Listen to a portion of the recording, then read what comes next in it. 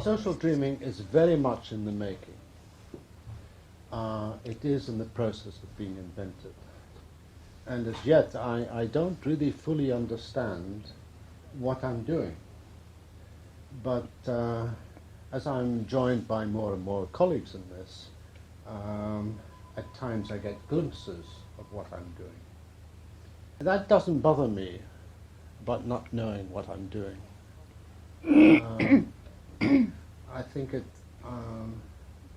the only way, not the only way, but one way to be in organizations and to work with groups and so on and so forth is very often just to be in a kind of limbo that you just don't know. And it's a position I'm quite comfortable in. It saves me the bother of making up my mind. So what I offer you tonight is fairly raw, is exploratory, but I have the comforting sense that I'm among people whose métier. I'll tell you something of the history behind this social dreaming. Like anybody who's been involved in working with groups, as you have, I've always had the experience of receiving a dream in a group which you knew didn't belong exclusively to the individual, but was a dream for the group. And in all the years that I encountered this, and I've noticed we never really took account, we never really worked at these dreams in the conferences I was on. But sorry, I've lost the point there, that with such dreams I was always very cautious. I was terrified of any kind of naive or any kind of wild analysis. And I always felt that any associations I had were pretty banal, pretty inadequate, and certainly pedestrian. But nevertheless, I just want to register the fact with you that in any group of people, after a period of time, you will get a dream which is clearly for the group. Now, the reason I think I was so cautious about interpreting, and I use that old-fashioned kind of way of looking at it, of interpreting dreams in a group situation, because I had learned in some measure to work with dreams in my own. So I was predisposed to see dreams as being a personal possession. Whatever the penumbra of associations I might have, they were centered on myself and my life. And probably, most other analysts' hands, I can still remember the dream that I took for my very first session in analysis. And anything further I read in dreams just confirmed me in the view that dreams essentially were a gift from the unconscious, and they were to be interpreted in personal terms. Nevertheless, like anybody else who reads, who had read anthropology, not in the universal sense, I was fascinated, always fascinated by the way that so-called primitives made use of their dreams. If, for example, we think about the people of the primitives of the Kalahari Desert and how Lawrence van der Post describes them, I mean, I was very fascinated by the way that they could move between, having a dream, doing something in the day, and having a dream, and they could move backwards and forwards. And of course, other people, I was familiar with Australian aboriginal myths of creation. There are, as you know, variations from place to place, but essentially there is basically one myth, and the common element would be that in what was called the dream time, in the long distant past, the earth was flat and featureless. The earth then was people with giant semi-human beings who were like animals, but also behaved like men and women. They come out of the earth where they had slumbered for countless time. And these dreamtime heroes did all the things that Aborigines do today. But the dreamtime came to an end, and where these creators had been active, the land took its shape. An isolated hill there, a ridge here, a desert there, a watercourse, wherever. And these Dreamtime heroes shaped the land and shaped the daily lives of present Aborigines, and even gave the laws that determined all aspects of secular and sacred life.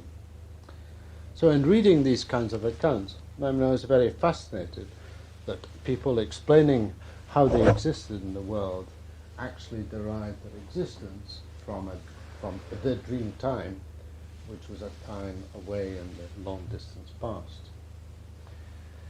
And of course the similarities between the myths of Australian Aborigines and other cultures are very easy to find. Ancient Greek was peopled by the gods of Olympia, who shaped the mountains and the volcanoes.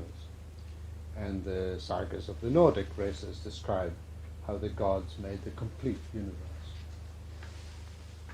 So for a number of years, I'd held these two facts in mind. One, the actual experience of encountering dreams in a group, and on the other hand, what I read in terms of people's use of dreams, and how, and this is very important for me, how in fact creation for some peoples was explained in terms of a dream. Right? And then I was stuck with these two facts.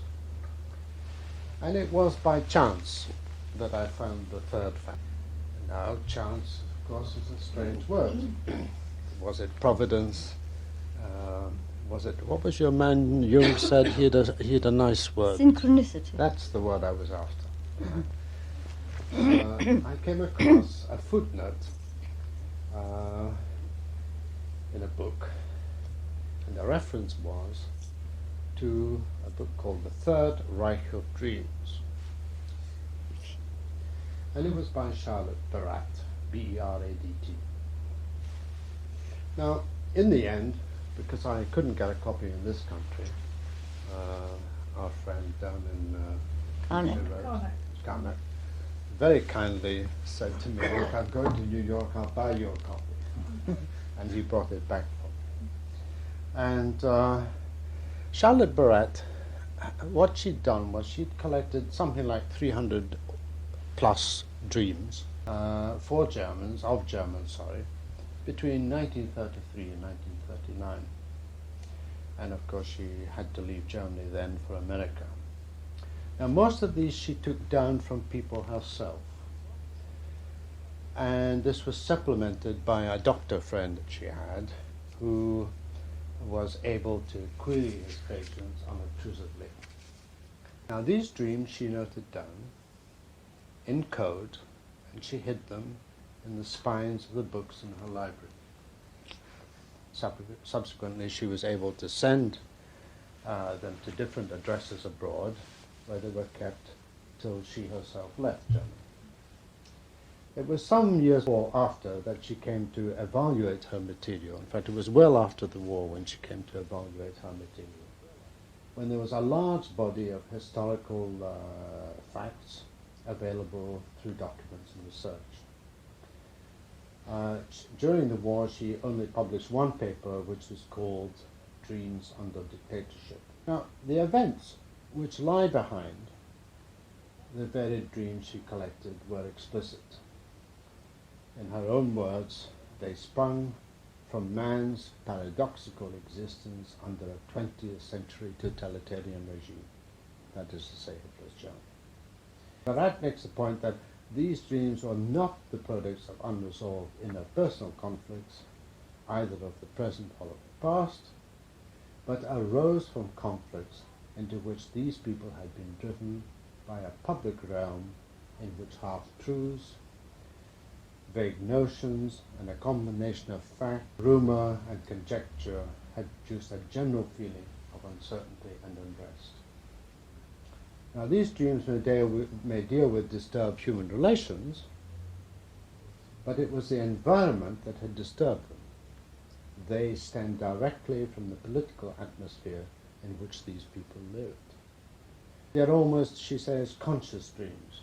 We can talk about this in a moment. Their background is clearly visible, and what lies on the surface lies also at their roots.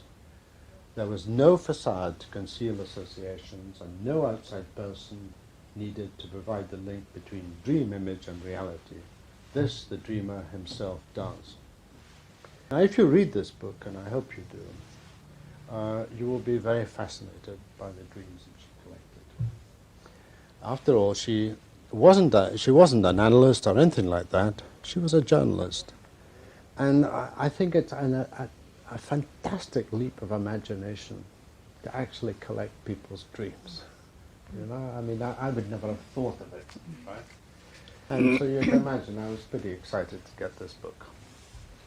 Now, in that same book, Bruno Bettelheim, and I feel there's quite a carping tone in his essay. Maybe it was envy or something old-fashioned like that. But anyway, Bruno Bettelheim writes an essay. In it, he argues that Beradt is too simplistic in her explanation. He postulates that dreams have their roots in the inner conflicts evoked by social realities within the person who dreams them. Now, be that as it may, Bettelheim concedes that under a system of terror, people have to purge even their unconscious mind of any desire to fight back or of any belief that rebellion can succeed. Because that is the only way that one can be safe. And I just, in preparation for this, I obviously reread the book once again, and I was so struck by that. I mean, it takes me into a set of experiences which I've never had. I mean, I've never been in such a position whereby I'm having to live in a world of so much terror. Any expression of hatred or of resistance actually endangers one's life. Therefore, Bettelheim argues, we cannot feel safe until we are certain that not even the unconscious can push us towards a dangerous thought for action. This is why Hitler was not assassinated. If the tyrant is not destroyed early enough, then his total control, once established, undermines our belief that any resistance can succeed. Now, if I can slip something in here, if I had been talking to this society last year, I could not have predicted what was going to happen. Right. Yeah.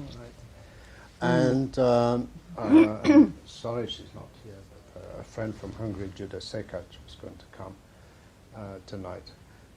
Because in a way, I think what would be so fascinating is to find out what kind of dreams people do have at the present moment in Hungary and so on and so forth. And it's something that I don't know very much about. I mean, I read about it in the papers and all the rest of it. So anyway, let me make the point. Having read Charlotte Berat's book, I played with the idea of having a group of people who would dream socially. I mean, I'd got my third fact. By first two, got the third, and I began to think, could I put it together? Now, in what were to be, as it turned out, I couldn't have predicted it at the time, my last months at that great concrete building next door, I found a group, or set up a group, which was to do with social dreaming. And I did it with a woman called Patricia, or Paddy Daniel, and some of you may know her.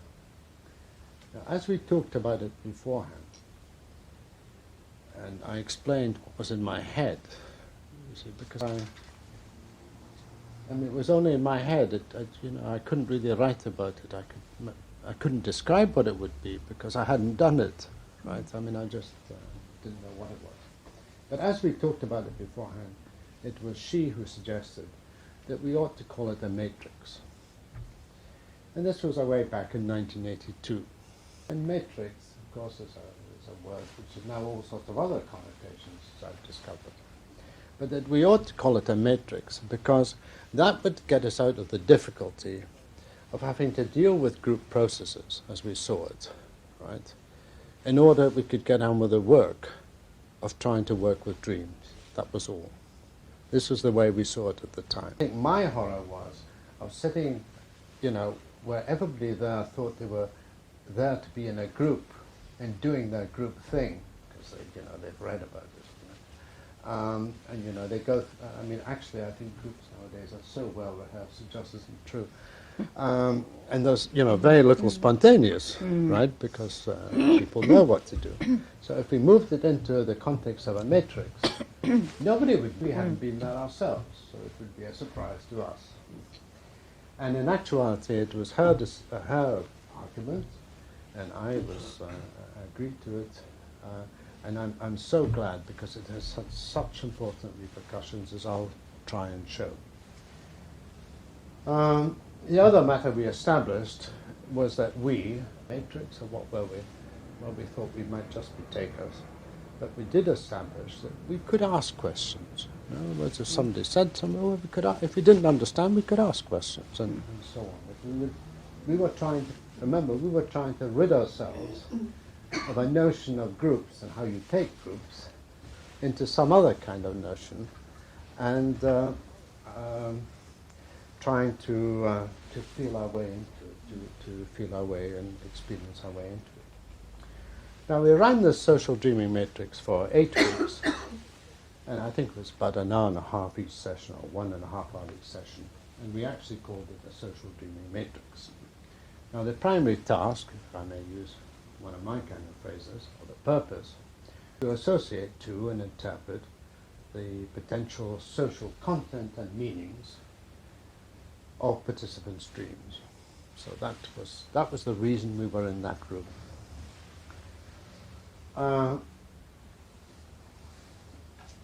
Now, what was interesting about the first social dreaming matrix, and remember, we'd never done it before. I mean, we hadn't a clue what was going to happen. One, it was surprising that people came from long distances to attend it. Some people came from Birmingham, as I remember, and came up and down on the motorway and so on. It was January, February, and one had anxieties about snow and so on and so forth. Was the way in which people just offered their dreams. Now, how were we to work with it? I mean, if you offer your dream, do we sort of say, well, we've got to work at that? Or how does it proceed? And as it happened, okay, you offer your dream, you offer a dream, you offer a dream. And maybe you find some links. Maybe you don't find any links at all.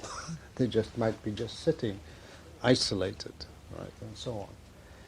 But what did come out, and remember this was in '82, and there were beginnings to be rumblings about the end of the welfare state as we'd known it. There were people beginning to be redundant and so on and so forth. So there was quite a lot of anxieties in the room because of the occupations people had. And this kind of got reflected in dreams and so on. But at the end of it, at least we could substantiate the hypothesis that it was possible for a set of people to meet and to have dreams, some of which you could work with in social terms. No more, no less, all right? And we'd also established that you didn't have to interpret everything, partly because we couldn't, right? That it maybe was just enough that it sit there, right? That there just would be the dream, and it would be, the dream itself would be an experience. You didn't have to do anything more with it. So, that was that. The hypothesis was substantiated. Then for me, there was a gap of 6 years. I went and joined Shell International for 3 years, and for various reasons, I was no longer in touch with the telescope. But, what was that word again? Synchronicity. That's it. Our providence works, all right? And I had an opportunity through the foundation. I actually put on a conference in Israel, and it had been a normal group relations type conference. And the year after, the people there said to me, look, could you do something different? I didn't know what to do. And this was in 1988. And as they spoke to me in the telephone and explained to me the kind of people that they wanted to attract to the next conference, I began to, as it were, toy around with things. And as I say, for 1988, I was asked to provide some kind of conference for therapists and consultants. Would be experiential.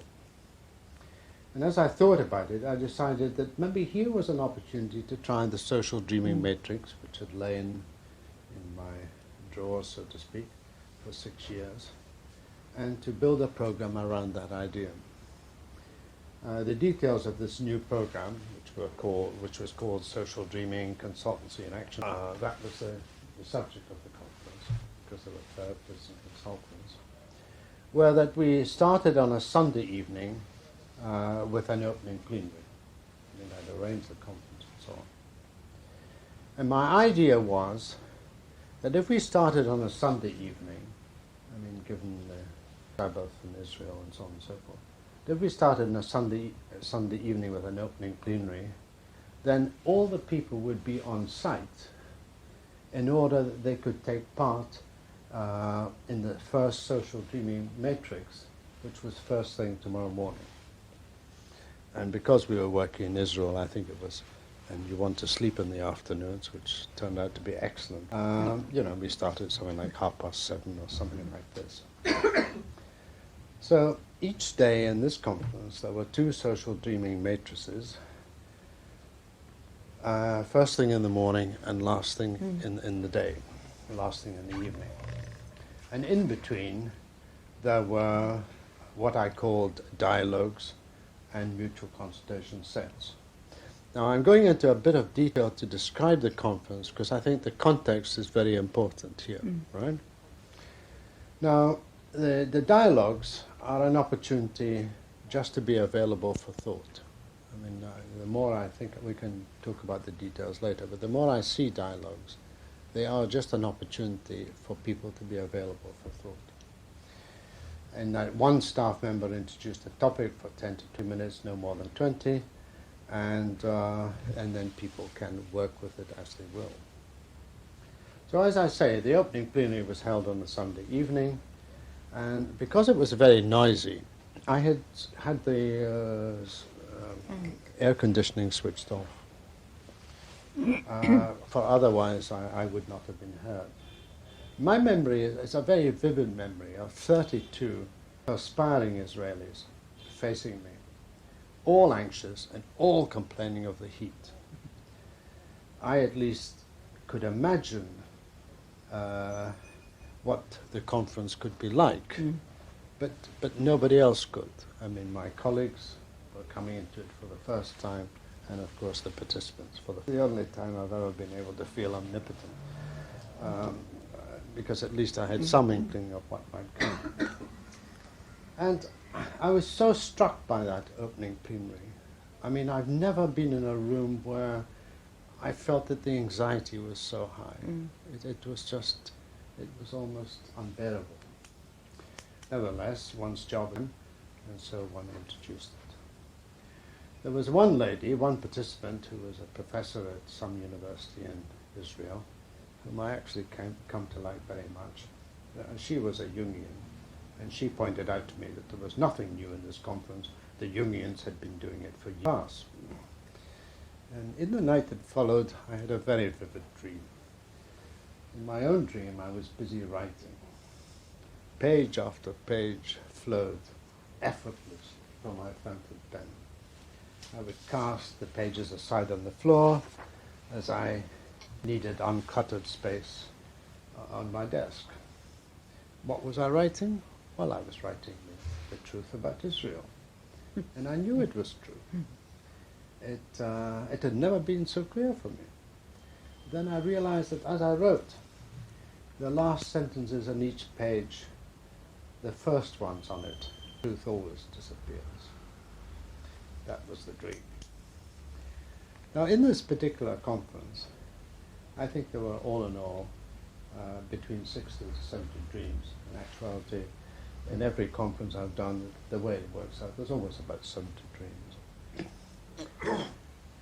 Now, I'm going to tell you this set of dreams, because I want to make clear to you that I didn't know what to do.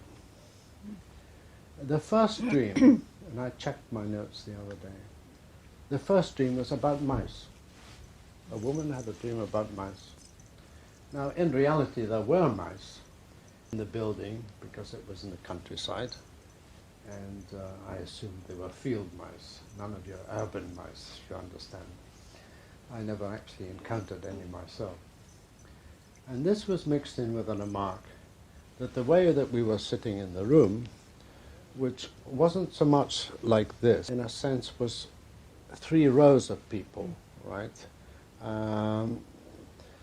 In concentric circles, that's probably the easiest way to put it, in a spiral actuality. The way that we were sitting in the room was as if we were in layers. Now, at this moment, my anxiety was overwhelming. Here was I in a room full of Israelis, with the exception of 3 people, myself and 2 others, having a series of associations that were very frightening. And I even find it difficult to say it now, because my associations were mice, rats, the Nazi propaganda films about Jews equal to rats, equal to vermin, equal to extermination, equal to people in layers and mass graves. And I did not know what to do, and I kept silent. Because I felt that it was for others to make the association, and I felt at that point that maybe this was something I was putting together in my head, something which, if I had put it out, was some kind of intrusion. I'm still not sure of what I should have done on that occasion. The 6th speaker in the first social dreaming matrix, and here I'm very short time because it moves quite quickly, referred to a dream of people dividing into couples going in different directions, and she said that there was a smell of old clothes. And again, this fueled my associations. But I kept silent because I felt that to offer them any kind of association would be an intrusion from an outsider who had a different history, who had been a spectator, so to speak, rather than a participant. And as I always feel when I'm working in Israel, I was in a room full of people who shared history and individual family tragedies, maybe too much for any human being to support. But nevertheless, they came out, and they were there, and they were in the room. In part, I think this was illustrated by one participant who said he had come to the conference because he couldn't dream. He just hadn't been able to dream, ever. And there was no point in saying, well, it's simply because you can't remember them or something like that. I mean, he couldn't dream. And he'd come originally from Russia. And imagine my joy to see him on the 2nd day with a little notebook, and he'd had a dream. And it was like a man having been, dropping his chains or whatever. And his dream, I thought, was very interesting. One of his dreams, he had quite a few. And it was simply of Israel as a great slab of marble. And it was the most beautiful polished marble you could imagine. And there couldn't be any dirt on it. And nothing could grow. Now, I had felt that transference would play little part in a social dreaming matrix. Well, whatever it was I was up to in my head, I felt that. Or rather, perhaps I couldn't see how it could be used for the work of the social dreaming matrix. I mean, that was my puzzle. How would you use it? Unlike a conventional large group where, transference is part of what you're working on, one's own feelings. I was wrong. On the morning of the 3rd day, one of the oldest looking men in the room with the cliched silver hair opened the matrix. Incidentally, I want to say that what has been fascinating for me is I've done this. Actually, older people who tend to be the leaders. I mean, it's just haven't got a because clause, I'm just saying that it's happened that older people are the leaders. They tend to move in quickly into dreams. So he said that he never remembered the past. He made a point of it. And he made a point of getting on with his life in the here and now. But last night he'd had 3 dreams. The first saw him as a young naval officer caught in a storm, and he described this, being in charge of the boat and so on and so forth. And these were all in one passage. You understand? Gave these 3 dreams. He talked for about 20 minutes. And the second dream was of running refugees off boats from, I think it was Cyprus, and in behind Haifa, into Israel during the time of the British Mandate.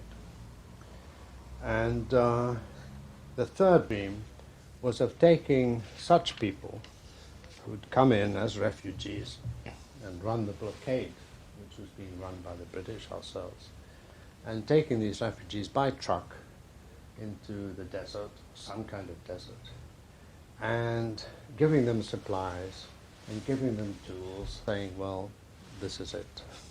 This is where you have to start. And now I cannot recapture how moving these accounts were. He was near to tears, and the room was at one with him as he spoke. For myself, I knew that I had to, it was just about your angle, my eye just had to be present looking at him, whether he was looking at me or not, and that I should be as impassive as possible and not encouraging him or supporting him in any way, so that he felt that he was giving his dream for himself. And of course, one had associations to the Mandate and to the history of Israel. That I was the sole native, so to speak, Britisher, was a link between the matrix and the dream.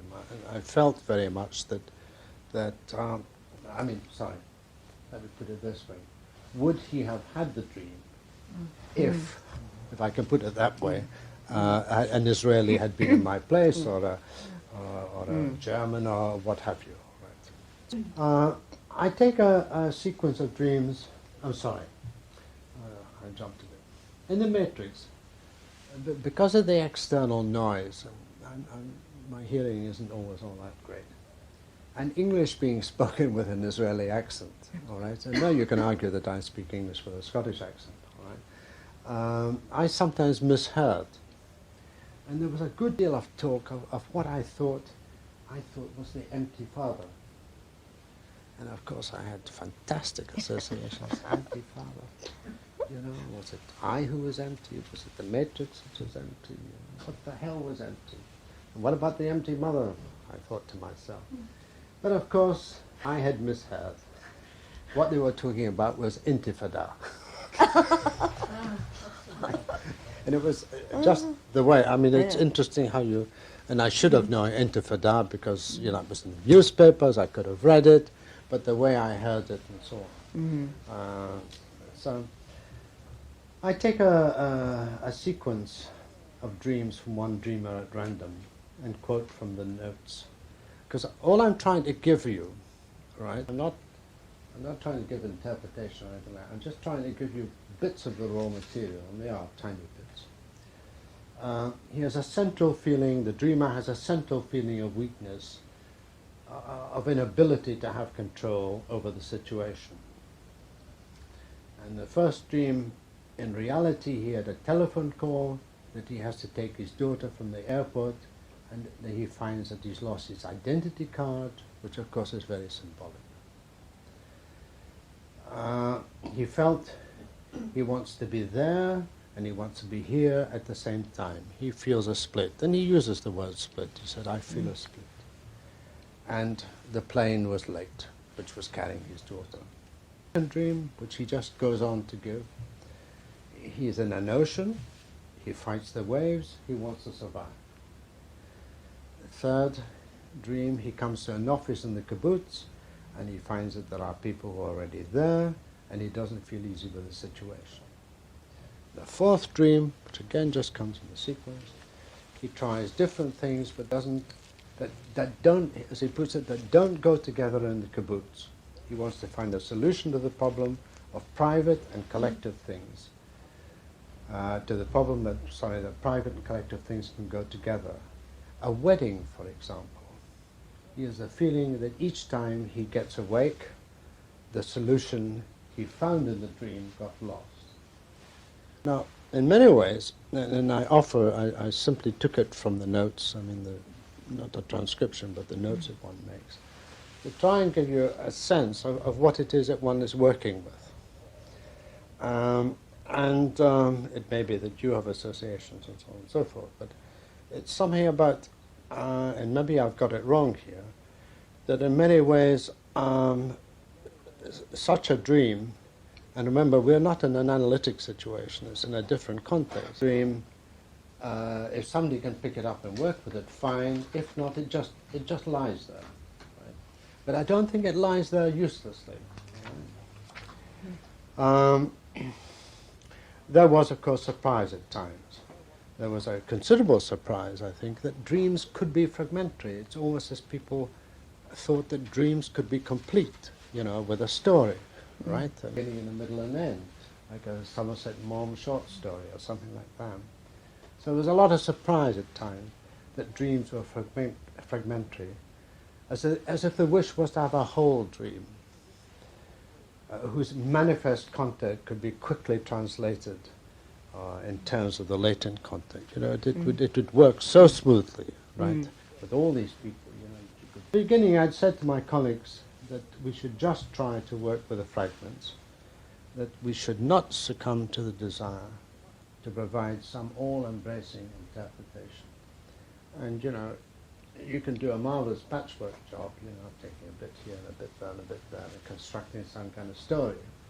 And my view is more and more that do so is to actually get people off the hook of actually living with the fragments and having to puzzle about the fragments and knowing that maybe one won't make sense of them. And one can only make some kind of interim sense, so to speak.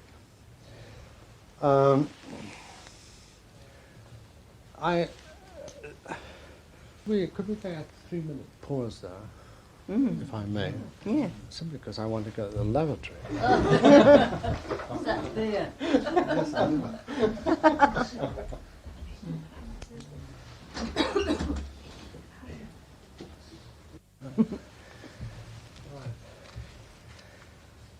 So I did the very first conference, or with others, I did the very first conference in Israel. And I was kind of, I was delighted at the kind of outcome. I was delighted in the fact that people, in a sense, had discovered it was okay to dream. I mean, that sounds very simple, but I put it to you that you work with dreams in a special kind of way, and I'm valuing that in any sense. But there is something about, as it were, people who work like me as consultants in organizations and so on and so forth, that somehow we split off dreams. Right? We say, well, that's something I offer my analysts, kind of thing, right? I exaggerate to make the point. And here was a set of people then who could dream. And there was no doubt that there was evidence in terms of the dreams about Intifada and so on and so forth, that what were the preoccupations of people living in Israel at this particular point in time, and remember this was two years ago, were coming through in the dreams. And that didn't mean to say that they were solvable. And what was coming through in the dreams was something about the rather desperate situation that people were finding themselves in. And of course we were able to work with this in other kinds of ways as part of the conference. And I found myself in a situation where, having done one, and as it were, simply let people know about it, I found myself inundated, not inundated, but having a number of invitations. And subsequently I went to Germany and I went to Sweden and so on to do more of these conferences, and I kept basically the same design, and the design hasn't altered much since then. Let me just take a little bit from the German conference. In Germany it was agreed in the very first meeting, this opening plenary, it was agreed that dreams would be given in German and English. Remember that Germans are very good bilingually and so on and so forth, and for them it was no problem. And in fact, in the main, people could translate for themselves. In other words, they gave the dream in German and then they would... While it slowed down the pace, because you were hearing everything twice, I felt that was no bad thing, because one of the things I'd been so caught up with in Israel was that the dreams moved so quickly. You know, that everybody wanted to get the dream in, right? And I mean, in Israel, you know, they would go off to bed in the afternoon, and this one guy said, "I was determined to bloody well dream this afternoon." Right? I mean, there was a tremendous wish, right? And I was very anxious about, well, how did you work with this? And at the same time, I didn't want to create some kind of processing effort. I still wanted just to work with the bits and so on and so forth. But nevertheless, I had anxieties. So I felt good enough about this translation because I felt it would give us more time to reflect. At the end of the conference, incidentally, most people remarked that translation could be a transformation, and these were the terms that were used. That in other words, that even as a German speaker, that in giving your dream in German and then giving it in English, that you might actually find something else, right?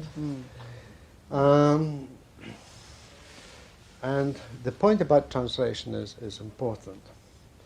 As the dreams unfolded from the participants, I've been struck, just looking from the ages of the people in the room, the majority of the people in the room, that there was no explicit reference to the war. I'm 56, so therefore I can remember the war, and I knew there were people in the room who must have had experiences of the war.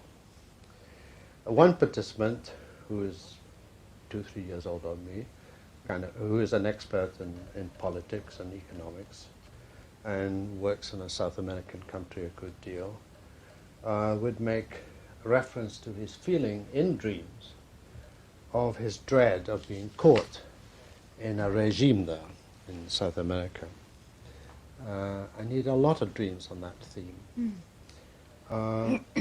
He was very interesting because he was a professor and he had dreams about students and he had dreams about work. And one day he had a dream, and his wife was also in the same conference, and one day he had a dream about another woman. And he said, "Thank God, I'm tired of having dreams of students," right?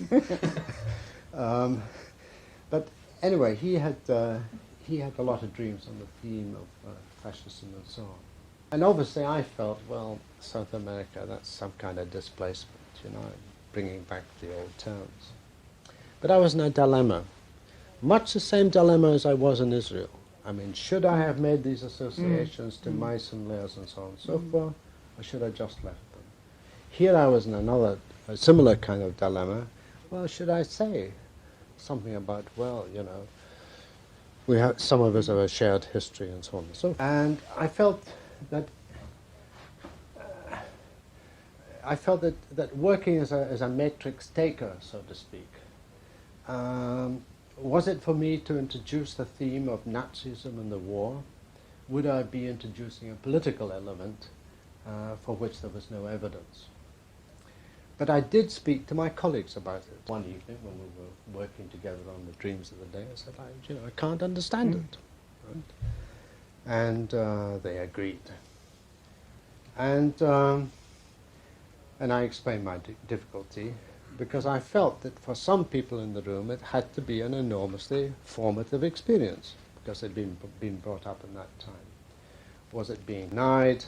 Was it being avoided or just plain forgotten? And I didn't know the answer. Now, it's very interesting how the evidence came to the surface. There was only one person who could not translate into English. And he gave a dream the day after this particular discussion with my colleagues. And in this dream, he was in a cemetery, and in it there were 3 beech bushes. This is how the translation came across, all right? 3 beech bushes. There was no people in the cemetery and so on and so forth. And the phrase was, I have no German, was drei Buchen. And it was translated as three beech trees, three very sure what, and we thought little of it in the moment, as it actually happened. It was only in the discussion, and of course we tried to puzzle, well, what did this dream mean? I mean, what was the cemetery? Or why three bushes? You know, and so on and so forth, and why not oak trees or whatever. Right?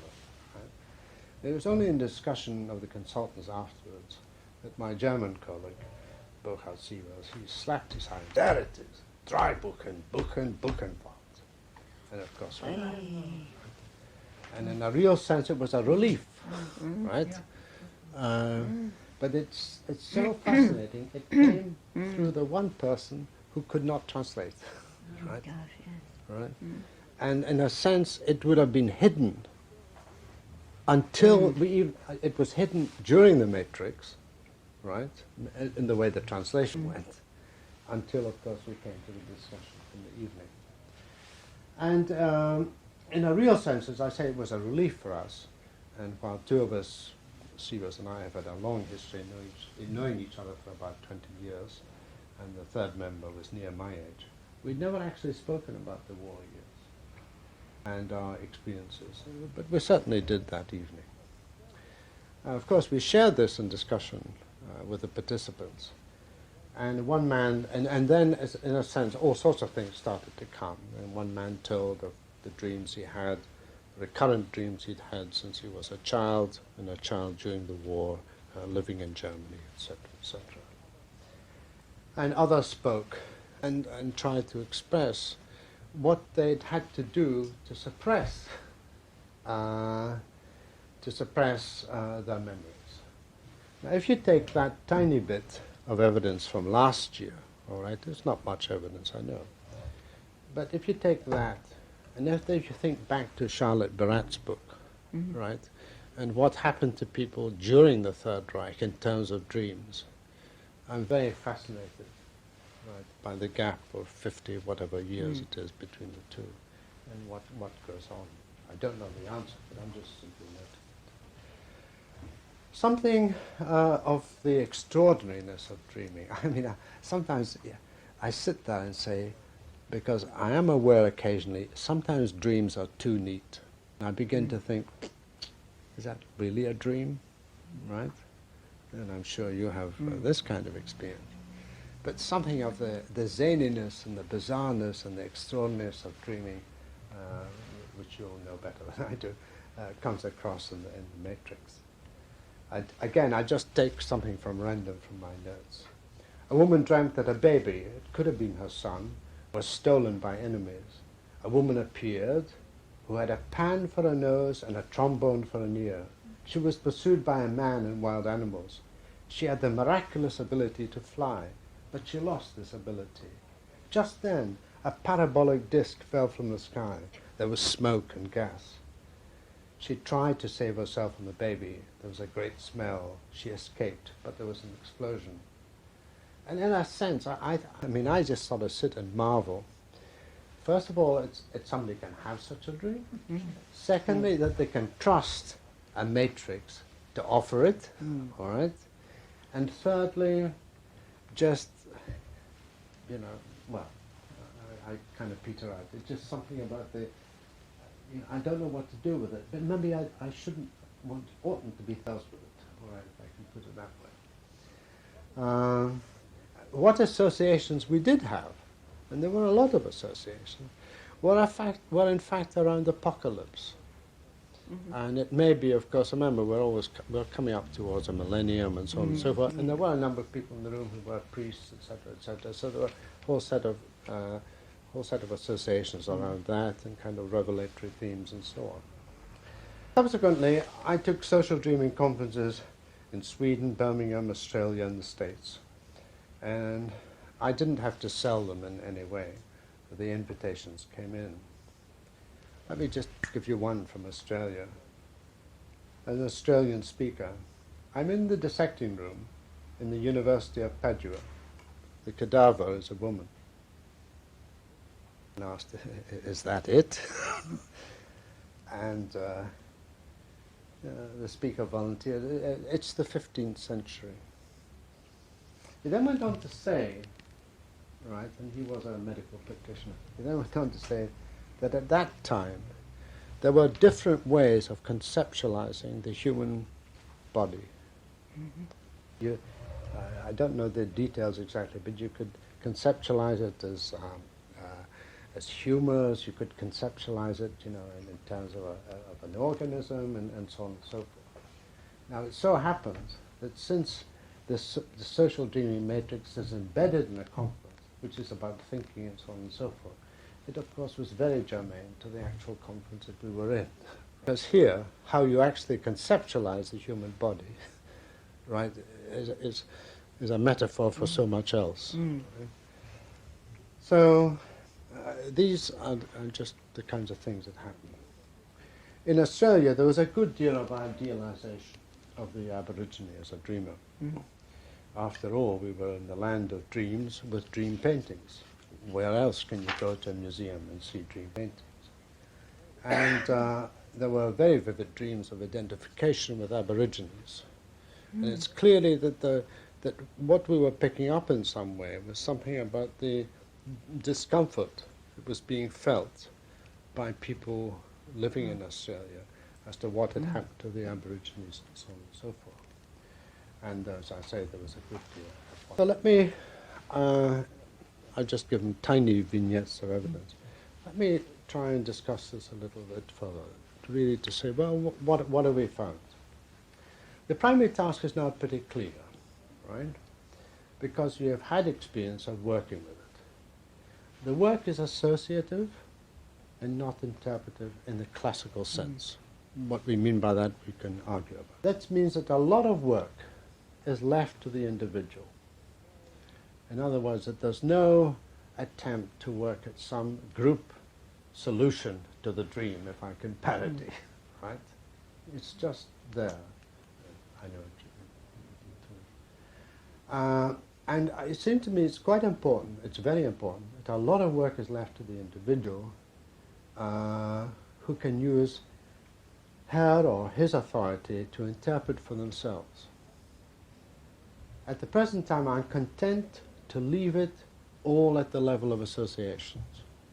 I think in my ambition to want to interpret is, I think I'm beginning to think as a redundant ambition. But we can argue about it in a moment. This may be a cop-out, but I'm anxious not to go beyond the evidence and content to learn how to dream, so to speak. What is clear is that people dream into others' dreams. So if you have a dream, maybe the next day I have a dream, and not only will I maybe pick you up in my dream as an individual because we're in a conference together, but I may actually dream about being in something that you have dreamt about. So there's this kind of associative work going on, associative in a different sense, or linking kind of way. I'm very anxious that there'll be a work climate which is non-judgmental, so that the people do not, so as the people in the room don't act as censors. Not only do we have our internal censors, right, but if you're putting it out in a social context, somebody says something, they can act as censors. So I'm very keen on this non-judgmental thing. The idea, so let me just try and illustrate this. For example, a member of one matrix in America had a dream of himself and his wife doing the washing together, which they actually do in reality. They were sorting out, he and his wife buy the same pants and have done so for years. And of course somebody laughed or whatever. Somebody in the matrix grinned. And so it was quite difficult for him to continue on, but he did. And he spoke of his embarrassment. He then went on to say that actually there was a hell of a difference when they put on the pants, and so on. But later in the conference, he offered more dreams, the most magnificent of which was being in a circus of performing spiders, and one spider could prance around the ring like a circus horse and even had a flowing mane. It's... So the idea of the matrix, has been central. Whereas in a group we search for a universe of meanings, in the matrix a multiverse of meanings can coexist. Because, you see, you don't have to persuade anybody, right? And this I'm finding very, very fascinating. If you think about it, once a dream is offered, there, theoretically anyway, there can be as many associations as there are people in the room. I mean, that's for a start. And then you work on the next, the one set of associations, and then there are associations to associations, right? So it can go on and on and on. So it's something of an expanding kind of universe, so to speak. And that, of course, is a lot of associations.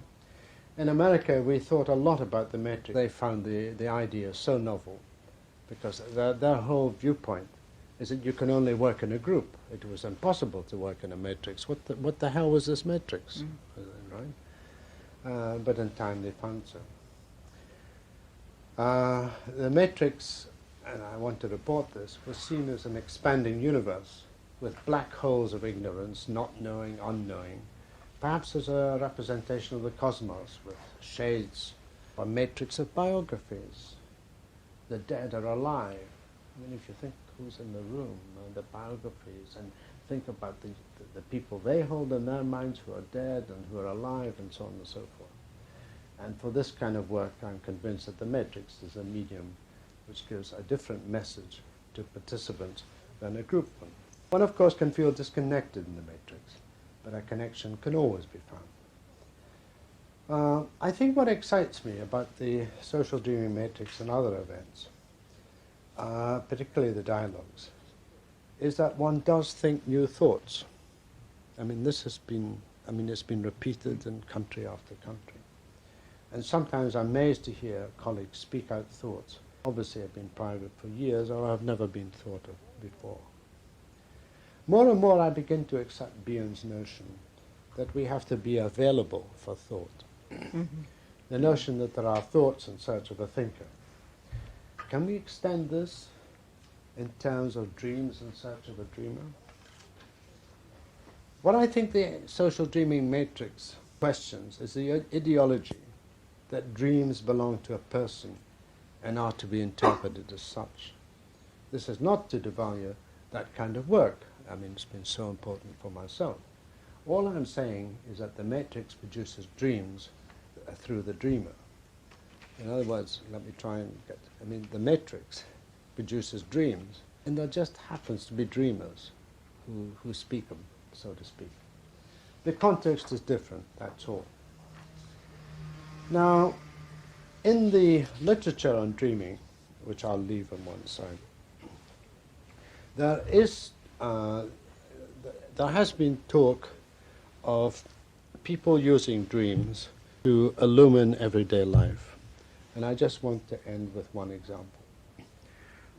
Last year in Israel, I was speaking with somebody, actually it was this year in France, I was speaking with somebody who had been on the first social dreaming matrix. And he told me that one of the jobs he has is to be a consultant to a kibbutz. As you know, every kibbutz in Israel is going bankrupt. And, desperate to know what to do. And this kibbutz, the secretariat of this kibbutz, was faced with a decision. And the decision was whether to grow cotton or to grow alfalfa, right? Alfalfa grass, I think it is, yes?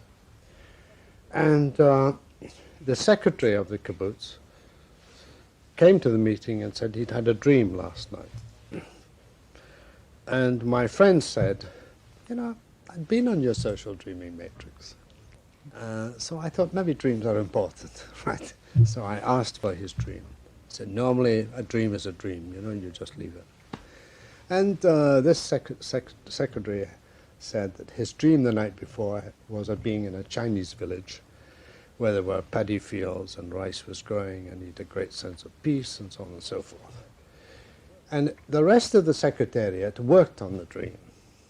And they came to the decision that the only crop to grow was alfalfa, because that was the one that was nearest to rice growing. And strangely, it was an unfamiliar one in Israel.